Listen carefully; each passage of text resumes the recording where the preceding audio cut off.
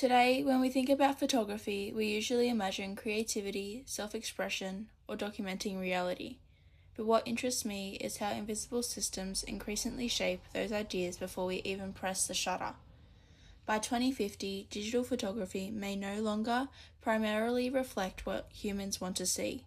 Instead, it could reflect what platforms are designed to reward. What makes this shift significant is that it's not happening through force. Nobody is directly telling photographers what images to create. Instead, platforms guide behavior subtly through recommendation systems, engagement metrics, and visibility algorithms. This is where the idea of societies of control becomes important. Deleuze argued that modern power works through continuous modulation rather than confinement. In other words, systems no longer need strict rules because behavior is shaped indirectly. We already see this on Instagram and TikTok today. Certain lighting styles, editing trends, poses, color palettes, and even emotions become more visible because the algorithm rewards them. Creators adapt, and often unconsciously. The important thing is that this control feels like freedom. A photographer might believe they are expressing individuality while simultaneously reproducing platform-friendly aesthetics. By 2050, this could intensify to the point where originality itself becomes difficult to recognize. The platform would not censor difference outright. It would simply make alternative visual styles invisible. What fascinates me is how this connects to identity itself. Photography used to preserve memory. Family photos documented life experiences. Street photography captured unpredictable human moments. But social media photography increasingly performs identity rather than records it. Images become less about memory and more about optimization, proof of lifestyle, desirability, productivity, and personal branding. In that sense, the camera stops functioning as a documentary tool and becomes a behavioral interface. This is where Norbert Wiener's cybernetics becomes useful beyond simply describing feedback loops. Wiener was concerned with systems that continuously adjust themselves towards goals, but the crucial issue is who defines the goal. If photographers are consistently adapting their work based on engagement data, then creative practice becomes a process of machine-guided self-correction. The photographer changes the image, the platform changes the audience response, and the audience response changes the photographer again.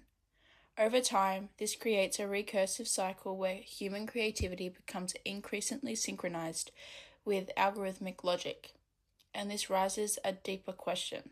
What happens when systems know our visual preferences better than we do?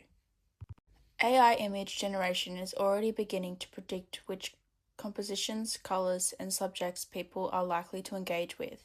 By 2050, platforms may no longer wait for photographers to create content at all. Instead, systems could generate endless personalized imagery optimized for individual emotional responses. At that point, photography risks becoming detached from the lived reality entirely. The image would no longer function as evidence of experience. It would function as synthetic emotional simulation. And I think that changes how we understand truth itself. Historically, photographs carried cultural authority because they were connected to physical moments in time. Even edited photos implied some relationships to reality. But if synthetic imagery dominates visual culture, the distinction between documentation and fabrication starts collapsing. This doesn't just affect photography, it affects memory, politics, journalism, and collective understanding. If every image can be generated, modified, personalized, and optimized, then visual culture becomes unstable. Reality itself becomes increasingly negotiable. This is where Mark Fisher's idea of capitalist realism becomes important. Social media platforms have become so dominant that many people struggle to imagine photography existing outside algorithmic systems, built around surveillance, engagement, and optimization. But a preferable future for photography isn't just better algorithms, it's different values altogether. By 2050, people may begin valuing human imperfection again, blurry images, inconsistency, randomness, emotional vulnerability. The very qualities algorithms suppress could become signs of authenticity. So the future of photography isn't simply humans versus AI. It's about whether humans still have agency in shaping visual culture, because every image uploaded today is already training the systems that will shape photography tomorrow. Meaning the future of photography is not waiting for us in 2050, it's being built right now.